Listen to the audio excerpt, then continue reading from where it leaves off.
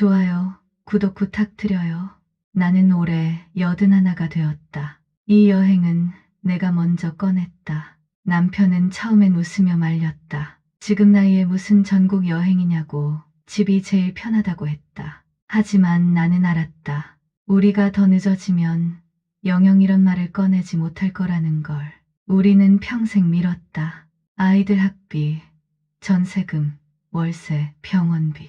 바다는 늘 TV 속에 있었고 사는 달력 사진으로만 보았다. 나중에 가자라는 말은 결국 안 간다는 뜻이 되었다. 그래서 2026년 봄, 나는 식탁 위에 작은 지도 하나를 펼쳤다. 손때 묻은 지도 위에서 내가 먼저 손가락을 움직였다. 첫 목적지는 전라도 바닷마을이었다. 이름만 들어도 푸른 소리가 나는 곳. 새벽부터 차를 몰고 내려가며 남편은 창밖만 바라봤다. 말은 없었지만 창에 비친 얼굴이 묘하게 밝았다. 고속도로 휴게소에서 우리는 같은 걸 두고 실랑이를 벌였다. 나는 호두과자를, 남편은 소시지를 집었다. 결국 둘 다 샀고 둘 다 남겼다. 그게 그렇게 웃길 일이었다. 바닷가에 도착했을 때 나는 잠시 말을 잃었다. 사진으로 보던 풍경과는 달랐다. 바다는 더 넓고 소리는 더 낮았다. 남편은 신발을 벗다 말고 파도에 발을 적셨다. 예전엔 물 묻는 걸 그렇게 싫어하던 사람이었다. 그 모습을 보며 나는 우리가 조금 달라졌다는 걸 느꼈다. 숙소로 돌아오는 길, 남편이 조용히 말했다. 당신 젊을 때 여행 좋아했지? 나는 대답 대신 고개만 끄덕였다. 사실 좋아했다기보다 꿈꿨다. 신혼여행 이후로 제대로 떠난 적 없는 길들. 그 길 위에 지금 우리가 서 있었다. 밤이 되자 발은 아팠고 허리는 굳었다. 그런데도 이상하게 마음이 가벼웠다. 하루 종일 특별한 일은 없었다. 다만 같이 걷고 같은 바람을 맞고 같은 방향을 본 것뿐이었다. 그 평범함이 오래전 잊고 살던 보람처럼 느껴졌다. 잠자리에 들며 나는 다음 목적지를 떠올렸다. 이번엔 산이었다. 우리는 이제 미뤄둔 시간을 하나씩 건너가고 있었다. 다음 날 아침, 창문을 여니 바다 냄새가 아직도 공기 속에 남아 있었다. 밤새 파도 소리를 들으며 자서인지 몸은 피곤했지만 마음은 묘하게 가벼웠다. 남편은 이미 일어나 작은 주전자로 물을 끓이고 있었다. 여행을 오니 이상하게도 서로가 조금 더 부지런해졌다. 집에서는 각자 하던 일도 여기서는 자연스럽게 함께 움직였다. 우리는 간단히 아침을 먹고 바로 길을 나섰다. 이번 목적지는 지리산 아래 작은 산마을이었다. 지도에서 보면 금방 갈 것처럼 보였지만 실제로는 굽이굽이 이어진 길이 생각보다 길었다. 창밖으로 보이는 풍경은 계속 달라졌다.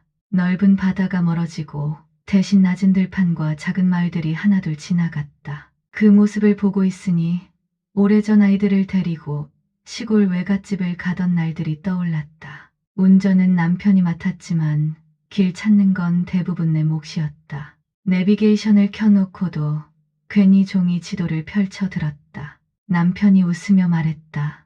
요즘 누가 그걸 보면서 가?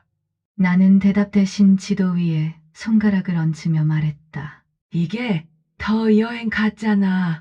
그 말을 듣고 남편은 잠시 아무 말도 하지 않다가 고개를 끄덕였다. 산이 가까워질수록 공기가 달라졌다. 창문을 조금 내리자 차 안으로 차가운 바람이 들어왔다. 우리는 중간에 작은 국밥집에 들렀다. 식당에는 우리 또래 손님들이 몇 명 앉아 있었고 그들 역시 여행 중인 듯 캐리어를 옆에 두고 있었다. 서로 모르는 사람들이었지만 괜히 같은 길을 가는 사람들처럼 느껴졌다. 밥을 먹다 남편이 갑자기 웃음을 터뜨렸다. 젓가락을 떨어뜨렸는데 허리를 숙이다가 의자가 함께 끌려가는 바람에 식당 안이 잠깐 소란스러워졌다. 나는 괜히 모르는 척하며 물만 마셨지만 결국 나도 웃음을 참지 못했다. 산마을에 도착했을 때는 이미 해가 기울고 있었다. 숙소는 오래된 한옥을 개조한 작은 민박집이었다. 마루에 앉으니 멀리 산능선이 한눈에 들어왔다.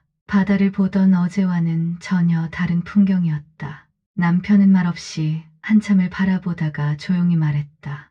여기 예 한 번 왔던 것 같은데.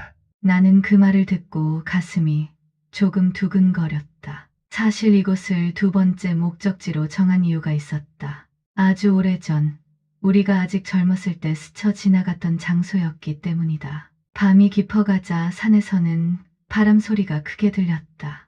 나는 여행 수첩을 꺼내 오늘 있었던 일들을 천천히 적었다. 아직 여행은 시작에 불과했지만 마음속에서는 이미 오래전 시간이 조금씩 깨어나는 느낌이 들었다. 다음 날 아침 산마을은 생각보다 훨씬 조용했다. 새 소리가 먼저 들리고 그 다음에야 멀리서 트럭 지나가는 소리가 작게 들렸다. 나는 마루 끝에 앉아 따뜻한 차를 마시며 남편이 일어나기를 기다렸다. 어젯밤 남편이 예전에 와본 것 같다고 했던 말이 계속 마음에 남아 있었다. 그가 정말 기억해낼까 아니면 그냥 스쳐 지나간 느낌일까 궁금했다. 잠시 후 남편이 문을 열고 나왔다. 아직 잠이 덜 깬 얼굴로 마루에 앉더니 주변을 한참 둘러봤다. 그리고는 갑자기 작은 웃음을 지었다. 아침을 먹고 우리는 마을 뒤쪽 산책로를 걸었다. 길은 완만했지만 돌이 많아 발걸음이 느려졌다.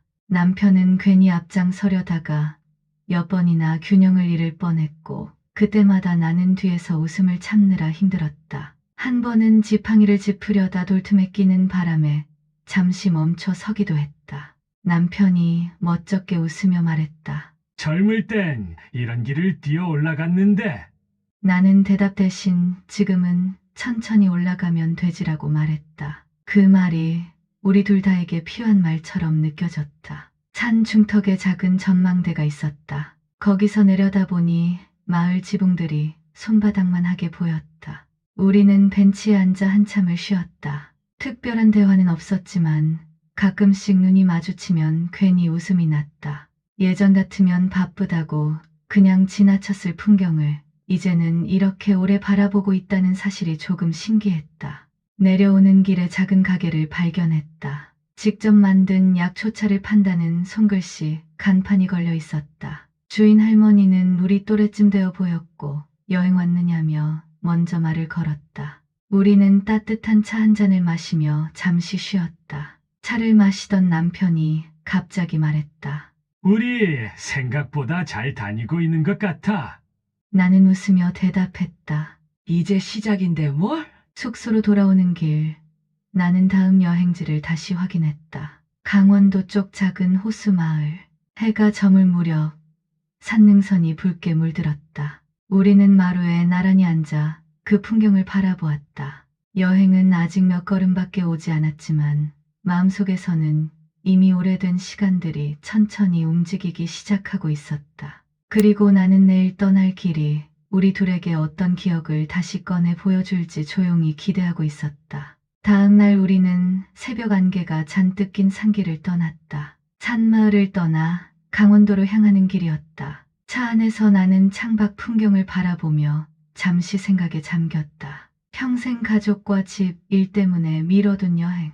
이제야 조금씩 숨 쉴 공간이 생긴 것 같았다. 남편은 여전히 조용히 운전하며 가끔 내 말을 맞장구 쳐주었다. 중간 휴게소에 들러 따뜻한 빵과 커피를 샀다. 남편은 손에 빵을 들고 장난스럽게 내 얼굴 가까이 가져왔다. 이거 한 입만. 나는 손을 내밀어 빵을 쥐었지만 결국 반만 물어봤다. 그 짧은 장난에도 우리는 웃음을 터뜨렸다. 평범한 아침이었지만 오랜만에 마음이 들떴다. 강원도에 가까워지자 산과 호수가 동시에 눈에 들어왔다. 그중 하나가 내 다음 목적지였다. 남편은 차에서 내려 호수물을 바라보며 손을 호주머니에 넣었다. 말없이 풍경을 음미하는 모습이 낯설지만 따뜻했다. 호숫가를 따라 걷던 중 남편이 갑자기 발을 멈췄다. 남편은 잠시 나를 바라보다가 웃었다. 호수 주변 벤치에 앉아 잠시 쉬었다. 바람에 물결이 일렁이고 햇살이 잔잔하게 호수를 비췄다. 우리는 특별한 말을 하지 않아도 서로의 존재를 느낄 수 있었다. 가끔 남편이 옛날 생각난다고 말하면 나는 웃으며 간단히 대답했다. 그 짧은 문장 속에 서로의 추억과 현재가 자연스럽게 섞였다. 해가 지기 전에 우리는 숙소로 돌아갔다. 작은 펜션이었지만 호수 바로 앞이라 창밖으로 풍경이 그대로 들어왔다.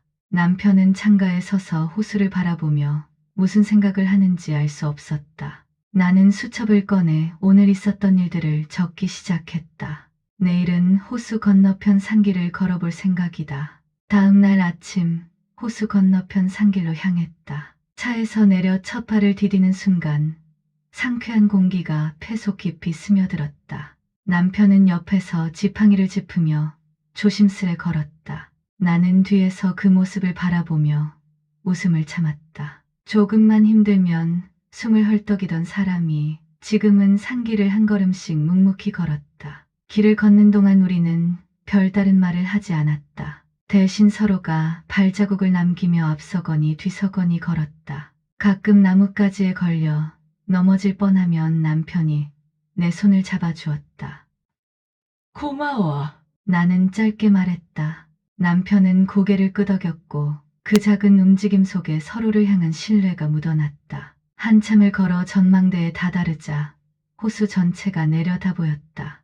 햇살이 물결 위로 반짝이며 그림처럼 펼쳐졌다. 남편은 말없이 경치를 바라보다가 갑자기 입을 열었다. 젊을 때 여기서 혼자 앉아 있었을 때 당신 생각이 났어. 나는 놀라 눈을 마주쳤다. 그제야 이 여행이 단순히 풍경을 보는 것이 아니라 오래전 마음속에 담아둔 이야기들을 꺼내는 시간이라는 걸 깨달았다. 우리는 전망대에서 오래 머물렀다. 새소리와 바람 소리만이 우리 대화를 대신했다. 내려오는 길 작은 찻집에서 휴식을 취했다. 나는 따뜻한 허브차를 홀짝이며 남편에게 말했다. 우리 이렇게 천천히 걷는 것도 좋지? 남편은 웃으며 고개를 끄덕였다. 너무 좋다. 숙소로 돌아오는 길, 나는 내일의 계획을 다시 떠올렸다. 이번엔 바다로 향할 차례였다. 산의 고요함을 뒤로하고 우리는 다음 여행지에서 또 다른 기억을 만들게 될 것이다. 호수를 떠나 바닷가 마을로 향하는 날, 아침 공기는 차갑지만 상쾌했다. 남편은 운전대에 손을 얹고 창밖을 바라보며 조용히 있었다. 나는 지도와 스마트폰을 번갈아 보며 길을 안내했다. 길 위의 풍경은 점점 바다 냄새로 바뀌었고 도착할수록 파도 소리가 들리기 시작했다. 첫 목적지는 작은 등대였다. 해안가를 따라 걷는 길은 바람이 세게 불어 머리카락이 흩날렸지만 우리는 서로의 팔을 잡으며 천천히 걸었다. 남편이 갑자기 물가에 놓인 조개 껍데기를 주워 내 손에 건넸다. 추억 하나 담아두자. 나는 손을 펴고 껍데기를 바라보았다. 그 안에 담긴 작고 단순한 순간이 이상하게 마음을 따뜻하게 만들었다. 등대에 올라 바다를 바라보았다. 끝없는 수평선과 부서지는 파도, 그리고 점점 멀어지는 작은 배들. 남편이 조용히 말했다. 예전엔 이런 풍경을 그냥 지나쳤겠지. 나는 미소 지으며 대답했다. 그때는 우리도 바빴으니까. 점심은 해안가 작은 식당에서 먹었다. 남편은 생선구이를 젓가락으로 집다가 소스를 흘려 웃음을 터뜨렸다. 나는 일부러 무심한 척했지만 결국 나도 웃음을 참지 못했다. 식당 밖을 나서니 바람에 바닷물 냄새가 섞여 상쾌함이 2배가 되었다. 저녁 무렵 우리는 바닷가 숙소로 향했다. 창문을 열고 들이마신 공기는 소금기와 여름 햇살의 온기였다. 남편이 창가에 서서 바다를 바라보며 잠시 말을 잃었다. 나는 조용히 그의 뒤에서 손을 잡았다. 오늘 하루 우리는 단순한 여행 이상의 것을 경험했다. 그리고 내일 바닷가 마을에서 또 어떤 이야기가 펼쳐질지 나는 설레는 마음으로 기대했다. 바닷가 마을의 아침, 모래 위에 발자국을 남기며 우리는 산책을 시작했다. 남편은 바닷물에 발을 담그며 어린아이처럼 즐거워했고 나는 그 모습을 보고 혼자 조용히 웃었다. 물결이 발목을 스치면 그는 따뜻하네라며 손사래를 쳤다.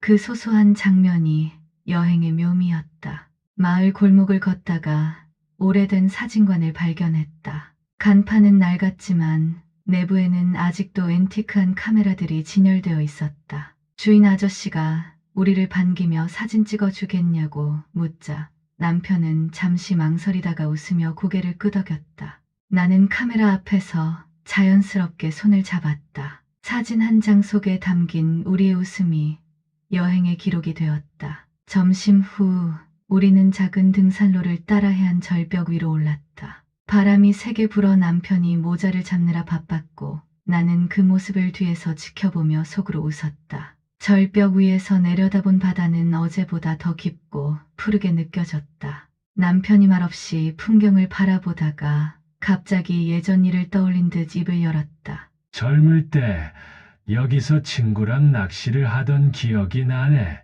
나는 미소 지으며 말했다. 이제는 우리 둘이네요.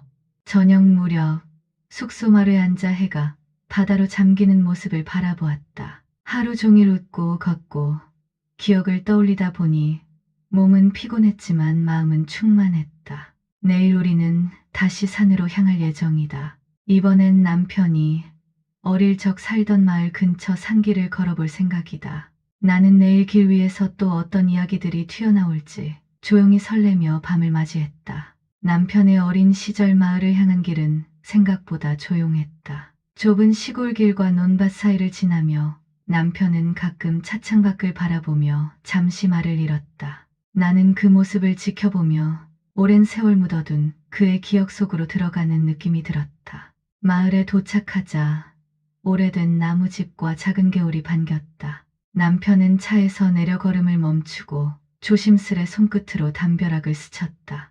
여기 기억난다. 나는 옆에서 조용히 그를 바라봤다. 젊은 시절 이 길을 뛰어다니던 소년이 지금은 여든의 남편이 되었다는 사실이 묘하게 마음을 울렸다. 마을 골목을 걷다가 오래된 작은 카페를 발견했다. 주인은 우리 나이를 묻고 여기 추억 있으세요? 라고 웃었다. 남편은 잠시 미소를 지었다가 조용히 말했다. 응, 여기서 친구랑 숨바꼭질도 하고. 나는 웃으며 그럼 오늘은 우리 둘이 숨바꼭질 하자고 장난을 건넸다. 남편이 어색하게 웃음을 터뜨리는 순간 주변 풍경이 더욱 포근하게 느껴졌다. 우리는 마을 뒤편 작은 산책로를 걸었다. 발걸음마다 어린 시절과 지금이 겹쳤다. 가끔 남편이 웃으며 이런 풍경은 나만 알고 있었는데라고 말할 때 나는 손을 꼭 잡았다. 그 순간만큼은 세상 누구도 우리를 방해할 수 없는 시간이었다. 해가 지기 시작하며 우리는 숙소로 돌아왔다. 남편이 창밖을 바라보며 잠시 말을 잃었다. 나는 그의 손을 잡으며 속으로 다짐했다.